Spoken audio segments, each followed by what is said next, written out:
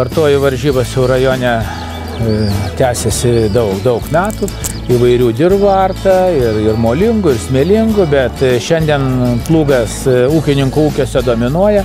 Ir mes matom šiandieną ūkininkai, kurie ars, tai yra modernus plūgai.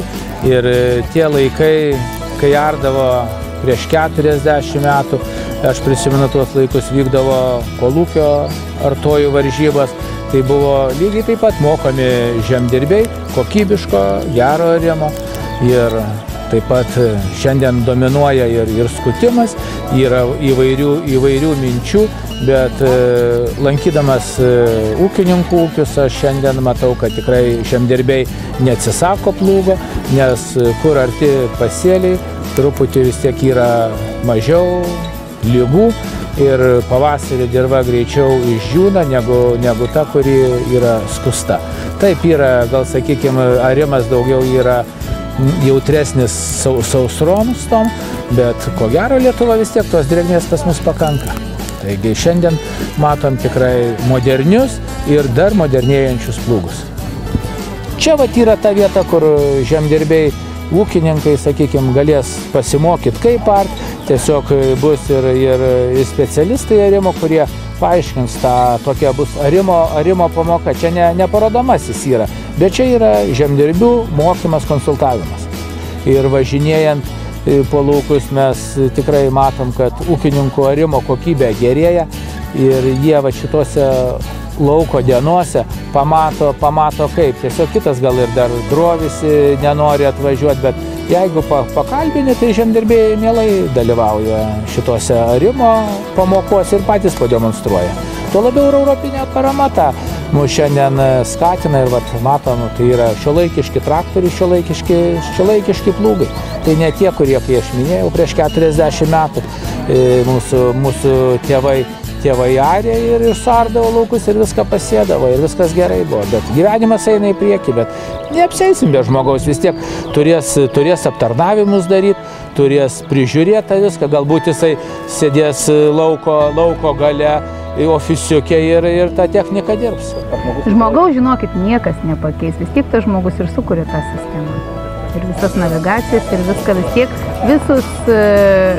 visas inovacijas vis tiek kuria žmogus, ne robotas. Tai taip, kad aš galvoju, kad žmogaus kažkiek padeda tos visos naujos inovacijos žmogui pačiam, bet tas inovacijas juk vis tiek pats žmogus sukuria ir aš taip mąstau, kad nepakeis inovacijos ir visi kiti mechanizmai žmogaus.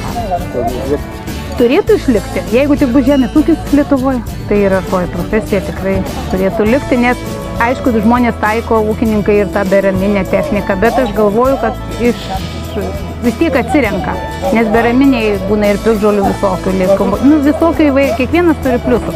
Ir arimas turi savo pliusų minusų ir beraminę. Kai kuriuose darbuose gali pakeisti, bet geriausia, kai žmogus sėdi už vairo ir didžiausią įtaką padaro, tarkim, arimo kokybei, artojo patirtis ir įžvalga.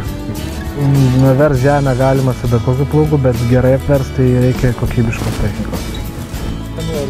Taip, aš kiek save atsimenu, tėvo ūkyje visą laiką dirbdavau, traktorium važiuoju nuo 9 metų, kiek išmokintas ir tada visos vasaros po mokslų būdavo ūkyje ir dabar visą laisvalaikį leidžiu.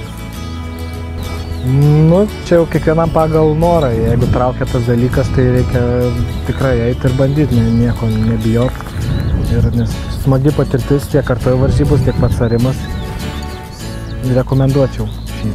Artimiausius 5 metus manau, kad tikrai traktorininkas turės būti už vairo ir valdyti, kad ir šiuolaikinę, brangią ir kompiuterizuotą techniką, nes tai įtakoja daugelį faktorių.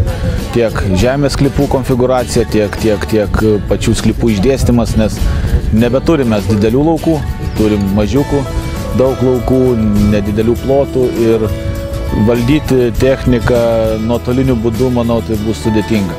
Aišku, ateityje tai yra perspektyvų, bet reikia nueiti dar daug kelio, kad ūkininkai tai naudotų ir taikytų praktikoje savo laukose ar savo ūkiuose. Manau, žemdirbio specialybės jaunimas turėtų semtis patirties iš savo tėvų, iš idėjos valdyti šiuolaikinę techniką iš motyvacijos, kad brangus daiktas, šiuolaikinis daiktas, kompiuterizuotas daiktas, reikia, kaip sakyti, išmanyti tą darbą daryti, išnaudoti techninės galimybės ir aišku uždarbis. Dirbam daug, bet ir uždirba ūkininkai pinigų. Tai galėdami uždirbti didesnę dalį pinigų, investuoti į šiuolaikinę techniką, jie, manau, yra pagrindinis motyvas grįžti į kaimą ir dirbti kaimą. Na, Kaišiadorių rajone ūkiai stambėja, ūkių skaičius didėja labai nežymiai. Naujų ūkininkų kūrėsi, bet kūrėsi ūkininkų šeimos nariai.